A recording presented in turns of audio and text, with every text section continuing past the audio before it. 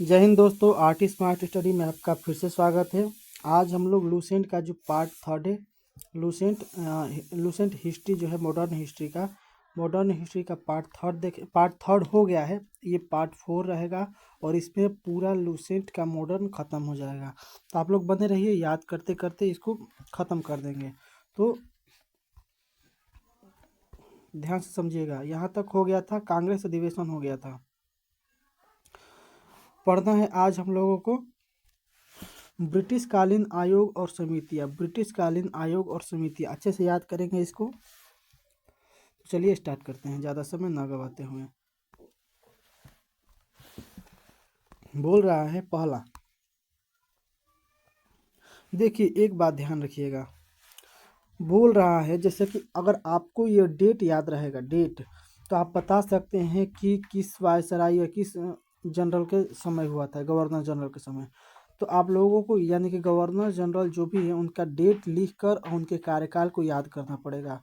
जब तक कार्यकाल नहीं याद होगा तो ये फंस जाएगा कि अगर पूछ देगा कि 1853 में, तो 53 में कौन था भाई? तो डलहौजी था। आपको पता रहना चाहिए इतना। तो यही बोल रहे हैं कि आप सभी वायसराय को डेट सामने से लिखकर शुरू से अंत तक आप लोग याद कर लीजिएगा। तो पहला प्रश्न है कि इनाम आयोग जो है, इनाम आयोग कब आया था? तो याद करना है पहले कब आया था और किसके समय आया था। उस मतलब कि इनाम आयोग कब आया था और इसके अध्यक्ष कौन थे। तो देखिए इनाम आयोग कब आया था? तो 1952 में, 1952 में, सॉरी 1952 है, 1852 है। तो इनाम कमीशन 1852 और इसके अध्यक्ष कौन थे? तो इनाम थे। कौन थे इसके अध्यक्ष? तो इनाम थे। किसके समय? तो डलहौजी के समय भूमि संबंधी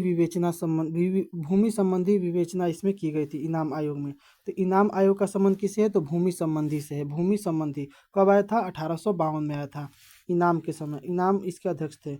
दुर्भिक्ष आयोग, एक बात ध्यान देख रहे हैं कि दुर्भिक्ष आयोग रिचर्ड स्ट्रेची है, लेकिन हंटर आयोग हंटर, एचिसन आयोग एचिसन, यानी कि उन्हीं के आयोग यानी कि उनके जो अध्यक्ष थे उन्हीं के नाम पर वो आयोग बनाया गया है। ध्यान दीजिएगा तो समझ में आ जाएगा। जैसे कि इनाम आयोग के अध्यक्ष इनाम थे, कौन थे? और दुर्भिक्ष आयोग के अध्यक्ष रिचर्ड स्ट्रेची थे, स्ट्रेची, ठीक ना, स्ट्रेची। देखिए जैसे कि कैसे याद करेंगे, जैसे दुर्भिक्ष आयोग है ना, दुर्भिक्ष, तो दुर्भिक्ष में दूर बोल रहे हैं ना, दूर। तो मान लीजिए कि कोई व्यक्ति है उस चल फिर नहीं पाता है और उसको दूर ले जाना होता है, तो उसको कैसे ले जाएंगे? यानी कि स्ट्रेचर पर सुता के, दोनों आदमी से दोनों ओर से टांग लेगा, आदमी टांग लेगा ना, तो उसको स्ट्रेचर पर सुता देगा, स्ट्रेचर पर सुता के और उसको दूर तक ले जाएगा। तो ये स्ट्रेची रिचर्ड स्ट्रेची याद हो जाएगा। रिचर्ड स्ट्रेची कब आया था ये आयोग? 1880 में आया था। और 1880 में कौन थे वायसराय? लीटन थे। ये अकाल निवारण हेतु विचार था। आगे देखते हैं हंटर आयोग। तो हंटर आयोग विलियम हंटर की अध्यक्षता में, और हंटर आयोग 1882 में कौन थे? रिपन। अगर लीटन की बात करें तो 1876 से लेके 80 तक लीटन थे। कौन थे? लीटन। और 1880 से लेके 84 तक रिपन थे। कौन थे? रिपन थे। और 84 से 88 तक जो थे वो इरविन थे। कौन थे? इरविन थे। तो आप लोग याद रखिएगा, सॉरी इरविन बोल रहे हैं, डफरिन थे। कौन थे? डफरिन। इरविन तो 1931 में आता है, 1931 में, जो कि मतलब कि 1931 में गांधी इरविन समझौता के समय इरविन रहता है। आगे देखते हैं एचिसन आयोग के अध्यक्ष कौन थे? तो चार्ल्स एचिसन थे, जो कि 1886 में एचिसन आयोग की स्थापना 1886 में। और उस समय जो वायसराय थे डफरिन थे। और नागरिक सेवा में भारतीयों की संख्या में वृद्धि पर विचार किया गया था एचिसन आयोग में। तो देखिए एक बार फिर से देख लेते हैं, इनाम आयोग कब आया था? 1852 में। दुर्भिक्ष आयोग 1880 में। हंटर आयोग 1882 में। एचिसन आयोग 1886 में आया था। इनाम आयोग के अध्यक्ष कौन थे? तो इनाम थे। दुर्भिक्ष आयोग के अध्यक्ष कौन थे? तो रिचर्ड स्ट्रेची थे। हंटर आयोग के हंटर थे। एचिसन आयोग के एचिसन थे। अब 1852 में कौन था भाई? डलहौजी था। 1880 में लिटन था, 82 में रिपन था और 86 में डफरिन था। इनाम आयोग जो था भूमि संबंधी विवेचना की गई थी इसमें। दुर्भिक्ष आयोग में अकाल आयोग, यानी कि अकाल अकाल मृत्यु हो जाता है, यानी कि अब मान लो कि कोई दूर तक नहीं जाता, स्ट्रेचर पर उसको लेटाया गया है, यानी कि अकाले अकाले मरण है इसका। यानी कि हंटर आयोग शिक्षा से संबंधित है, यानी कि देखिए हंटर, जैसे जब हम लोग छोटे थे तो हम लोग के सर हंटर से मारते थे। हंटर यानी कि शिक्षा से संबंधित। एचिसन आयोग नागरिक सेवा में भारतीयों की संख्या में वृद्धि पर विचार करने के लिए बनाए गए थे एचिसन आयोग। आगे देखते हैं अफीम आयोग किस वर्ष आया था? तो 1893 में। 1893 में गांधी जी दक्षिण अफ्रीका में गए थे। शेख कौन बुलाया था? तो शेख अब्दुल्ला के मुकदमे के लिए गए थे। शेख अब्दुल्ला के मुकदमे के लिए गए थे। और उस समय वायसराय कौन थे? तो लैंसडाउन थे और अफीम सेवा को रोकने हेतु गए थे। मतलब कि अफीम सेवा को रोकने के लिए अफीम आयोग, अफीम सेवन को रोकने हेतु इस अफीम आयोग की स्थापना की गई थी। हर्षेल समिति की स्थापना 1893 में हुई थी। हर्षेल इसके अध्यक्ष थे और लैंसडाउन के समय हुआ था और टकसाल संबंधी सुझाव से संबंधित ये समिति थी। तो याद हो जाएगा, हर्षेल समिति के अध्यक्ष हर्षेल थे और 1893 में था, 1893 में। और ये भी अफीम 1893 में। दुर्भिक्ष आयोग, ये दूसरा का दुर्भिक्ष आयोग है 1898 में।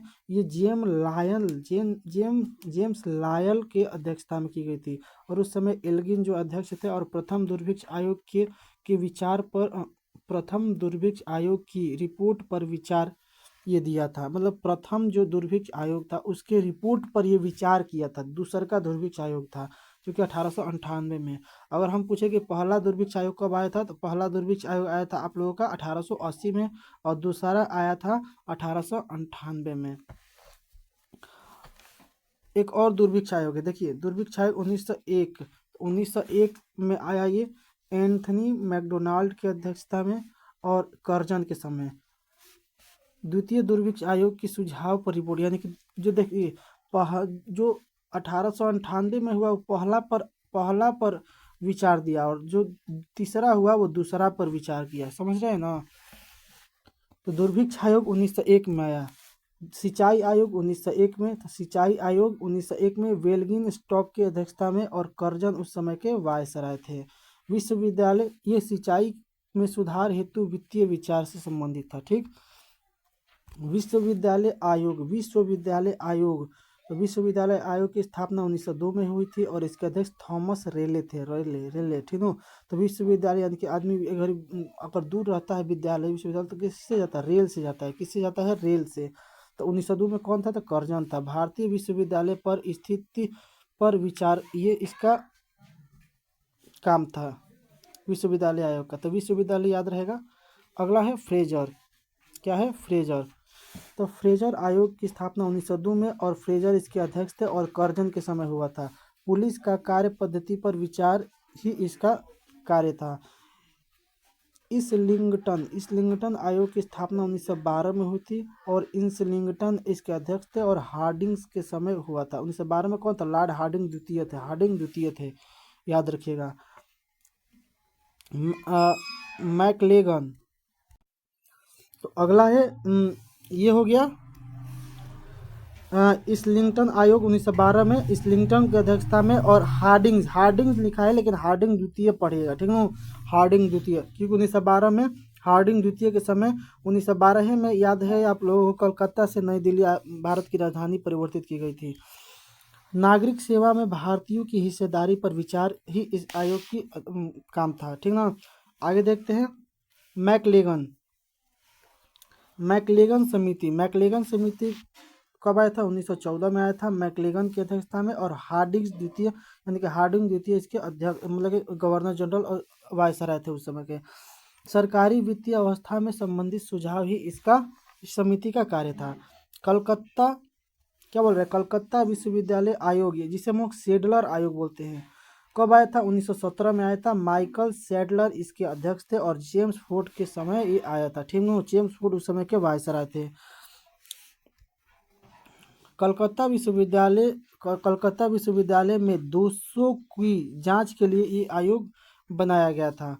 अगला है भारतीय छंटनी समिति जो कि 1923 में लॉर्ड इंच पेज की अध्यक्षता में और रीडिंग के समय ये आया था। शिक्षा संबंधी विचार हेतु इसकी समिति की बनाया गया था। अगला है ली आयोग ग्रांड ली की अध्यक्षता में 1924 में उस समय के वायसराय थे। सैटलर समिति के अध्यक्ष कौन थे? तो एंड्रूज स्किन थे जो कि 1925 में बनी थी और उस समय के 1925 में रीडिंग ही वायसराय थे। आगे देखते हैं बटलर समिति, बहुत इंपॉर्टेंट है। 1927 में हरकोट बटलर की अध्यक्षता में और उस समय इरविन भारतीय वायसराय थे।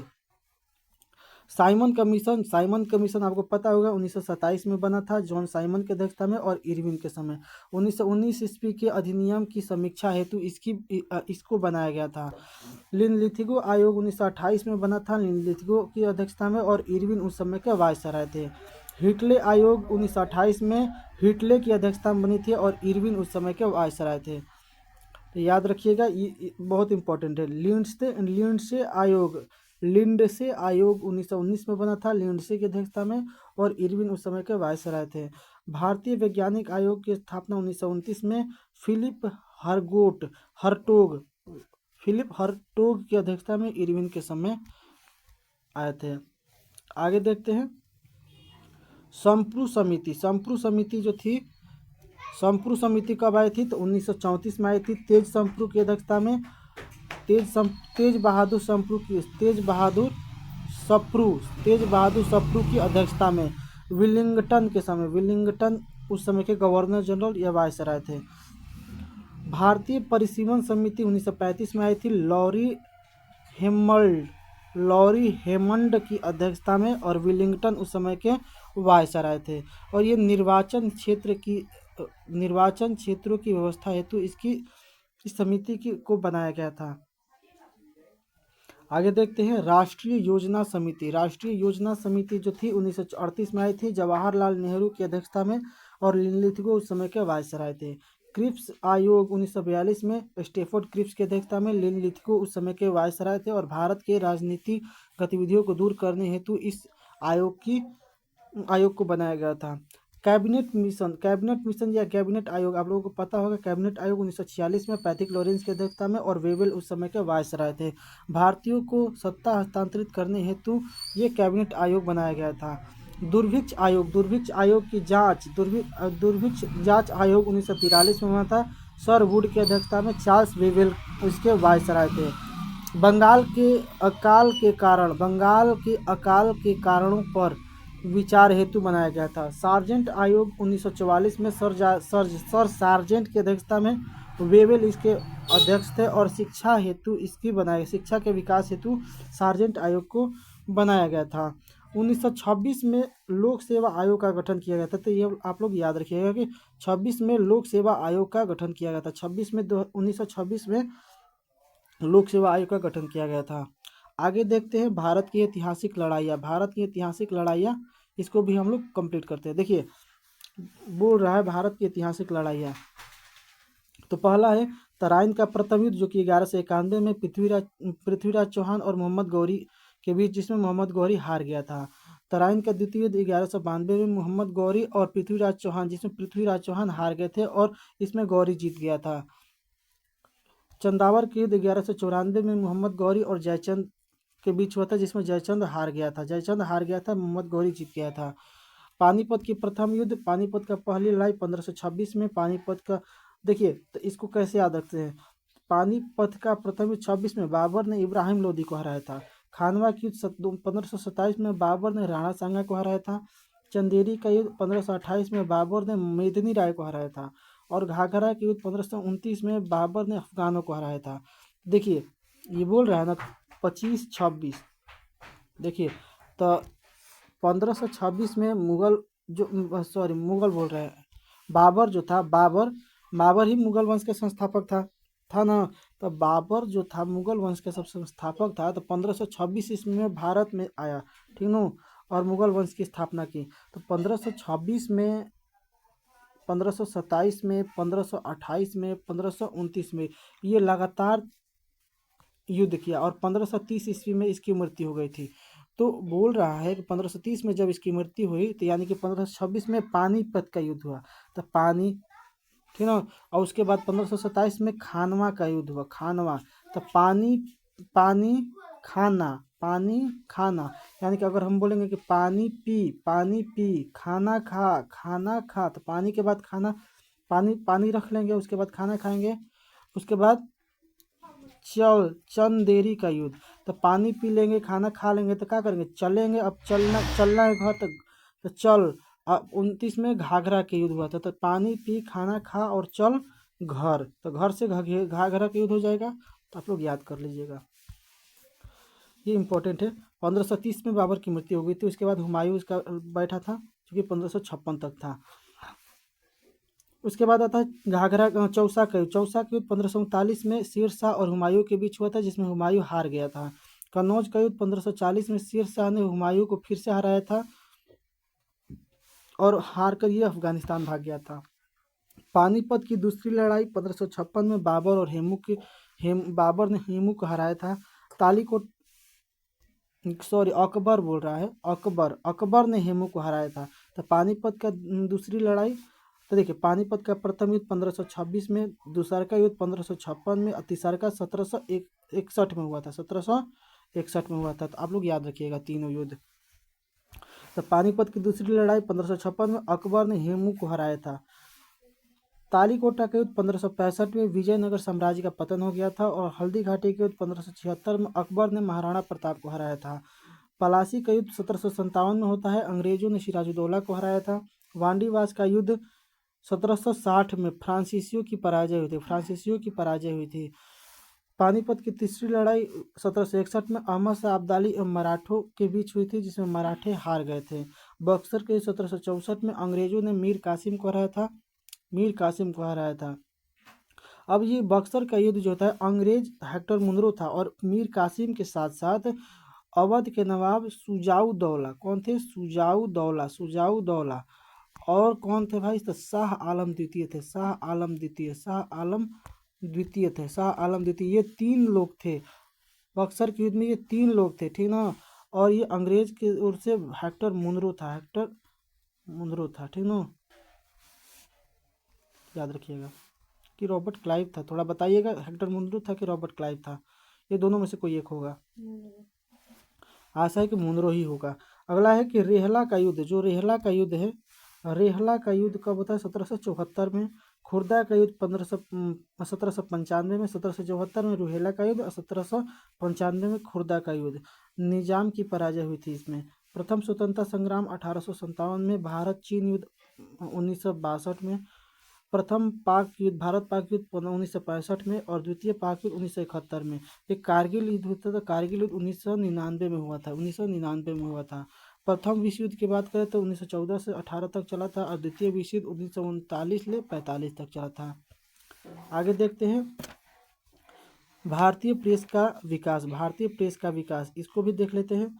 देखिए ध्यान से समझिएगा, पहले पढ़ेंगे कि किस पत्रिका का संपादक कौन थे, किस वर्ष हुआ और इसके विशेष बिंदु या स्थान कौन सा था। तो चलिए पहले देखते हैं बंगाल गजट। तो बंगाल गजट का संस्थापक कौन था, तो जेम्स ऑगस्टस हिक्की, ठीक ना, बंगाल के जेम्स ऑगस्टस हिक्की हो गए। तो बंगाल बार बार पूछता है ये, 1780 में कलकत्ता में इसकी स्थापना हुई थी। देखिए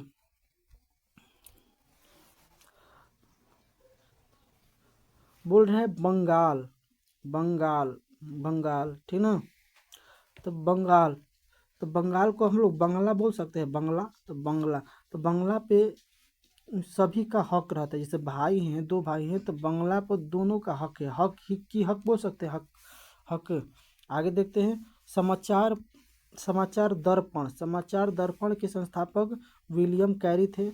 मिरातुल अखबार बहुत इंपॉर्टेंट, राजा राम मोहन राय। मिरातुल अखबार के राजा राम मोहन राय थे, याद रखिएगा।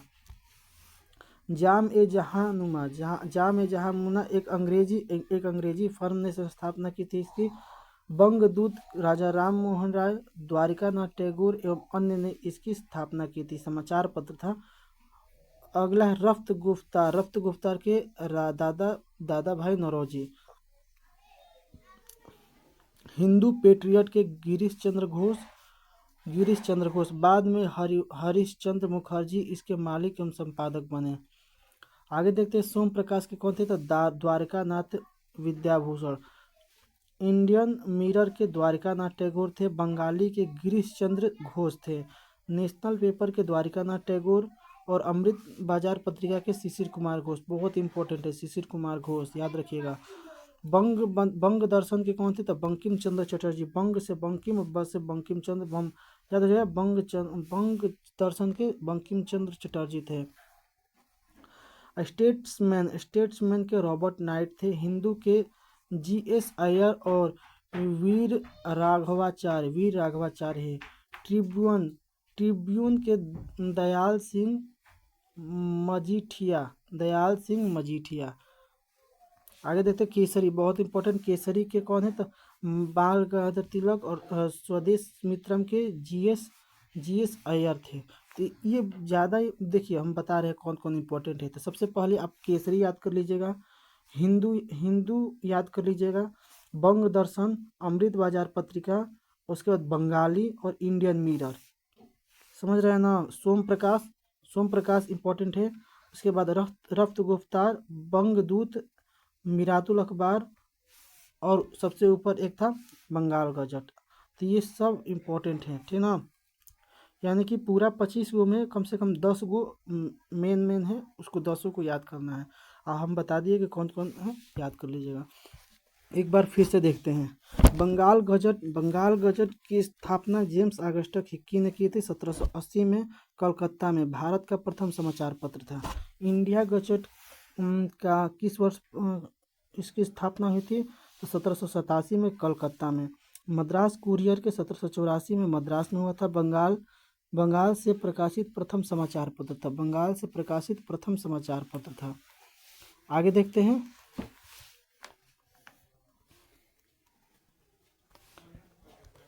अगला है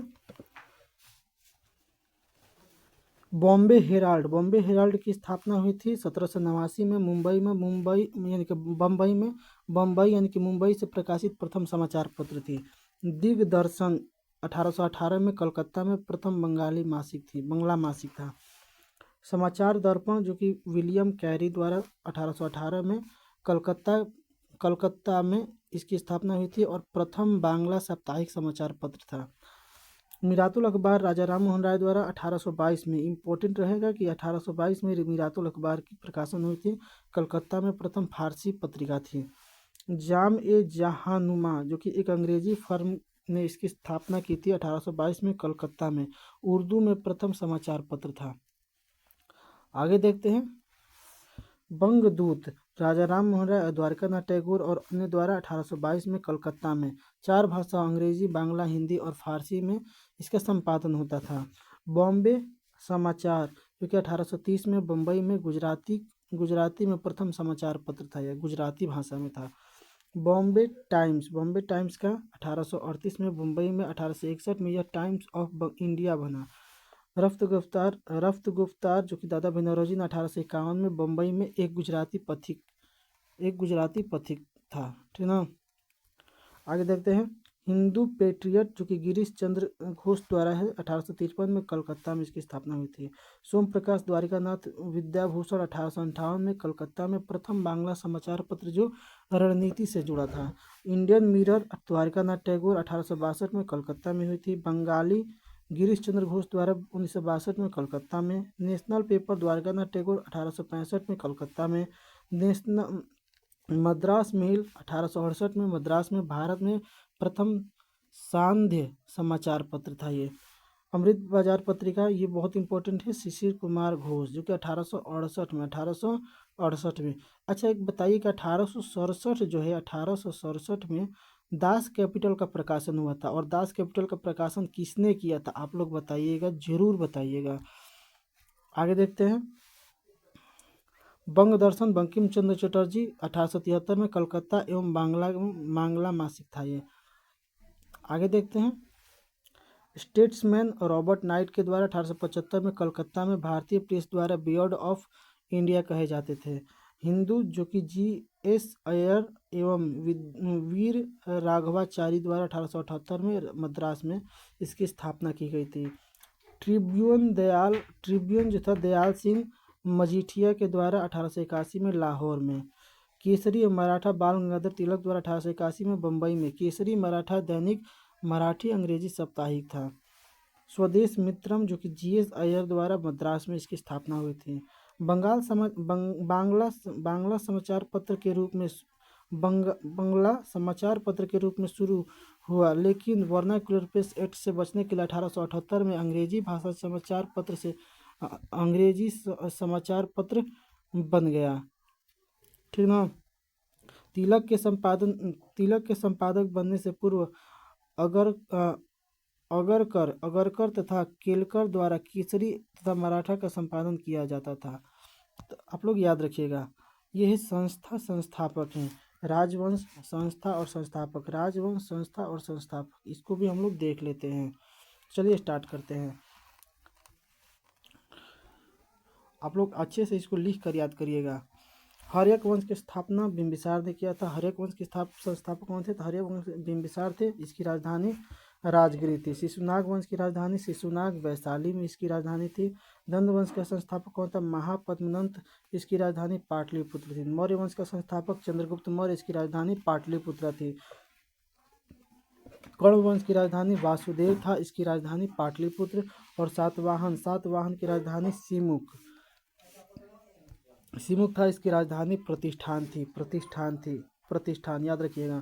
गुप्त वंश का संस्थापक श्रीगुप्त था और इसकी राजधानी पाटलिपुत्र थी। हुण वंश का संस्थापक तोरमाड़ और इसकी जो राजधानी थी सियालकोट थी। सेन वंश की राजधानी सामंत सेन और इसकी राजधानी लखनौती। परमार वंश का संस्थापक उपेंद्र था और इसकी राजधानी धारानगरी थी। बोलिएगा तो इसको भी एक वीडियो बना देंगे अलग से इसको याद करने के लिए, तो बताइएगा आप लोग। सेन वंश का संस्थापक सामंत सेन था। इसकी राजधानी लखनौती थी। परमार वंश का संस्थापक उपेंद्र था। इसकी राजधानी धारानगरी थी। गढ़वाल वंश का राजधानी चंद्रदेव था। गढ़वाल वंश का जो संस्थापक था चंद्रदेव था और इसकी राजधानी कन्नौज थी। गुर्जर प्रतिहार वंश का संस्थापक नागभट्ट प्रथम और इसकी राजधानी कन्नौज थी। राष्ट्रकूट राजवंश के संस्थापक दंतीदुर्ग था और इसकी राजधानी मान्यखेट थी। सैयद वंश का संस्थापक खिज्र खां और इसकी राजधानी दिल्ली थी। लोधी वंश का संस्थापक बहलोल लोधी और इसकी राजधानी दिल्ली ही थी। चोल वंश का संस्थापक विजयालय और इसकी राजधानी तंजौर थी। कौन थी? तंजौर थी। अगला प्रश्न है कि पांड्य वंश का संस्थापक कौन था? तो नेडियोन था, जिसकी राजधानी मदुरै थी। यादव वंश का संस्थापक भिल्लव पंचम था, जिसकी राजधानी देवगिरी थी। होयसाल वंश का संस्थापक विष्णुवर्धन था। इसकी राजधानी द्वार समुद्र थी। कलचुरी वंश का जो संस्थापक था कोक्कल था। इसकी राजधानी त्रिपुरी थी। सालुव वंश का संस्थापक नरसिंह था। इसकी राजधानी पाटलिपुत्र विजयनगर थी। और तुलु वंश का संस्थापक वीर नरसिंह था और इसकी राजधानी विजयनगर थी। सोलंकी वंश का संस्थापक मूलराज था। इसकी राजधानी अनहिलवाड़ थी। और सरकी राजवंश का संस्थापक मलिक सरवर था, जिसकी राजधानी जौनपुर थी। आगे देख लेते हैं भोसले वंश। तो भोसले वंश का संस्थापक शिवाजी थे, जिसकी राजधानी रायगढ़ थी। पाल वंश का संस्थापक गोपाल थे, जिसकी राजधानी मुंगेर थी। चौहान वंश का संस्थापक वासुदेव था, इसकी राजधानी अजमेर थी। आगे देखते हैं लोहार वंश का संस्थापक संग्राम राज था, जिसकी राजधानी नहीं दिए गए हैं। कुषाण वंश का संस्थापक कुजुल कटफिसेस था, इसकी राजधानी पुरुषपुर थी। वर्धन वंश का संस्थापक पुष्य विभूति था, जिसकी राजधानी थानेश्वर या कन्नौज थी। चंदेल वंश का संस्थापक ननुक था, इसकी राजधानी खजुराहो या महोबा थी। पल्लव वंश का संस्थापक कौन था? तो सिंह वर्मन चतुर्थ था, इसकी राजधानी कांचीपुरम थी। शुंग वंश का संस्थापक पुष्यमित्र शुंग था, इसकी राजधानी पाटलिपुत्रा थी। चालुक्य जो कि देखिए चालुक्य बादामी का संस्थापक जय सिंह प्रथम था और ये वातापी इसकी राजधानी थी। देखिए बादामी का वातापी, बेंगी का बेंगी राजधानी था। तो चालुक्य बेंगी का विष्णुवर्धन संस्थापक था, बेंगी राजधानी थी। चालुक्य कल्याणी का तैलप द्वितीय संस्थापक था और मान्यखेट या कल्याण इसकी राजधानी थी। गुलाम वंश का संस्थापक पता होगा कुतुबुद्दीन ऐबक, इसकी राजधानी दिल्ली। खिलजी वंश का संस्थापक जलालुद्दीन खिलजी, इसकी राजधानी दिल्ली थी। तुलु वंश का संस्थापक गयासुद्दीन तुगलक था, इसकी राजधानी दिल्ली थी। कुतुबशाही राजवंश का संस्थापक कुली कुतुब शाह था, इसकी राजधानी गोलकुंडा थी। आदिल शाही वंश का संस्थापक आदिल शाह था, इसकी राजधानी बीजापुर थी। निजाम शाही वंश का संस्थापक मलिक अहमद था, इसकी राजधानी अहमदनगर थी। इमाद शाही राजवंश का संस्थापक फतेह उल्लाह इमाद शाह था, इसकी राजधानी बरार थी। कुतुब शाही वंश का संस्थापक कुली कुतुब शाह था, इसकी राजधानी गोलकुंडा थी। आदिल शाही वंश का संस्थापक आदिल शाह था, इसकी राजधानी बीजापुर थी। आगे देखते हैं। निजाम शाही राजवंश का संस्थापक मलिक अहमद था, इसकी राजधानी अहमदनगर थी। इमाद शाही राजवंश का संस्थापक फतेहुल्लाह इमाद शाह था, इसकी राजधानी बरार थी। और संगम साहित्य की राजधानी संगम वंश का संस्थापक हरिहर बुक्का था, इसकी राजधानी विजयनगर थी। आगे देखते हैं। बहमनी वंश का संस्थापक हसन गंगू था। कौन था? हसन गंगू था, इसकी राजधानी गुलबर्गा या बीदर थी। अगला है आरवीडू वंश का संस्थापक तिरुमल था, इसकी राजधानी थी पेनुकोंडा। और बरीद शाही वंश का संस्थापक अमीर अली बरीद था, इसकी राजधानी बरीद थी। मुगल वंश का संस्थापक बाबर था, इसकी राजधानी दिल्ली और आगरा दोनों थी। कारकोट वंश का संस्थापक दुर्लभ वर्धन था, इसकी राजधानी नहीं दिया हुआ है। उत्पल वंश का संस्थापक अवंती वर्मन था। और हैदराबाद के स्वतंत्र राज्य की स्थापना निजामुल मुल्क आसफ जाह ने किया था, इसकी राजधानी हैदराबाद थी। तो यहाँ पर हमारा जो पूरा प्रमुख राजवंश और संस्थापक समाप्त होता है। अगला चैप्टर है हम लोगों का सामाजिक सुधार अधिनियम। इसको भी देख लेते हैं। देखिए ध्यान से समझिएगा। अगर आपको ये पूरा डेट याद रहेगा, ये वाला डेट अगर याद रहेगा तो आप पूरा बना सकते हैं। लेकिन अगर आपको डेट नहीं पता है तो आप गवर्नर जनरल को नहीं बना पाएंगे। अगर आपको गवर्नर जनरल और उनका डेट पता रहेगा ना दोनों, तो आप रिलेट करके कहीं ना कहीं से आप 99% आप सही जवाब मारिएगा। लेकिन अगर ये डेट नहीं पता है तो आप फंस जाइएगा। जैसे वेले जली आपको पता रहेगा तब कि 1898 से 1805 के बीच वेले जली है, तभी आप समझ पाएंगे। 1829 में बेंटिक है, 1843 में एलन बरो है, 56 में कैनिंग है, तिरपन में डलहौजी है, 81 में रिपन है। ठीक ना? समझ में रहेगा तब न बताएंगे। तो चलिए स्टार्ट करते हैं, इसको भी देख लेते हैं। तो शिशुवध प्रतिबंध, तो शिशु हत्या पर प्रतिबंध लगाने के लिए किया गया था। सती प्रथा पर पूर्ण प्रतिबंध लगाने के लिए किया गया था। दास प्रथा पर प्रतिबंध ये 1833 के चार्टर अधिनियम द्वारा 1843 में दासता को प्रतिबंधित कर दिया गया था।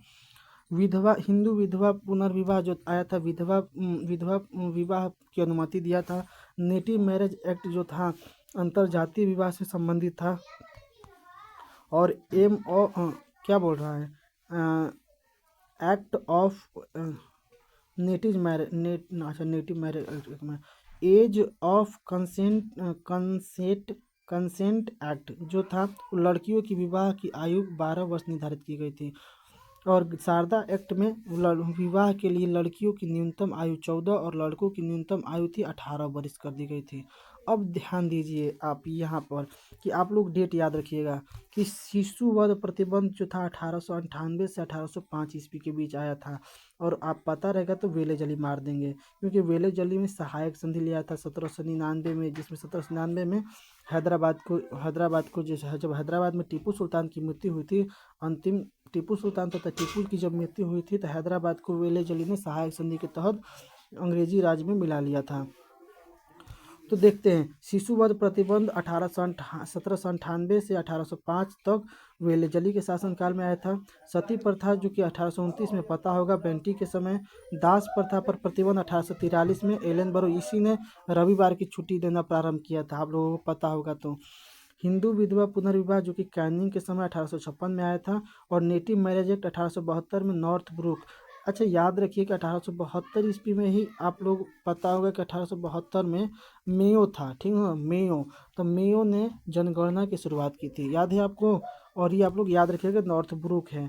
एज ऑफ कंसेंट एक्ट जो कि 1891 में लैंसडाउन के समय आया था, और शारदा एक्ट 1930 में इरविन के समय आया था। तो यहाँ पर हमारा पूरा मॉडर्न हिस्ट्री यानी कि पूरा आधुनिक भारत कंप्लीट होता है। तो आप लोग को कैसा लगा, आप देखिए ध्यान से समझिए। ज़्यादा नहीं, एक एक घंटा का वीडियो है, ठीक ना। आप लोग अगर चाहेंगे तो डेली भी आप दिन भर में ख़त्म कर सकते हैं, और नहीं तो पढ़ने वाले के लिए तो कम, बहुत समय कम है, और ना पढ़ने वालों के लिए तो ज़्यादा समय ही है। तो आप जल्दी से जल्दी इसको कंप्लीट करिए। तो मॉडर्न हिस्ट्री कंप्लीट हो गया आपके, आपसे 2 से 3 दिन के अंदर मॉडर्न हिस्ट्री कंप्लीट करा दिया गया है। अगर आप पढ़े रहेंगे तो रिवीजन कर लीजिए, अगर नहीं पढ़े हैं तो अच्छे से इसको आराम से एक एक घंटा बैठ के इसको नोट्स बनाइए, जैसे जैसे हम बताए हैं याद करने के लिए, उसको याद कीजिए, ठीक ना। तो हमारा मॉडर्न हिस्ट्री कंप्लीट होता है। आगे हम लोग, आप लोग बताइएगा। ऐसे तो धीरे धीरे लूसेंट पूरा कंप्लीट करेंगे हम, आप लोग चिंता मत करिए। देखिए एक बात ध्यान रखिए, लूसेंट पढ़ा देंगे तो उसके बाद जो सेट हम चला रहे हैं, सेट लूसेंट बैच का सेट, उसको ज़रूर दीजिएगा। क्योंकि यही प्रश्न लूसेंट का ही सेम टू सेम लूसेंट में से छाट कर वो सेट बनाया गया है, ठीक ना। 5-5 पेज रोज़ पढ़िएगा और उसको पहला सेट बनाइएगा तो पक्का मय बनेगा, सब बनेगा, ठीक ना। तो आप लोग डेली 2 से 3 सेट दिया जाएगा। तो यहाँ पर हमारा मॉडर्न हिस्ट्री कंप्लीट होता है। चलिए, धन्यवाद, मिलते हैं अगले वीडियो के साथ। जय हिंद।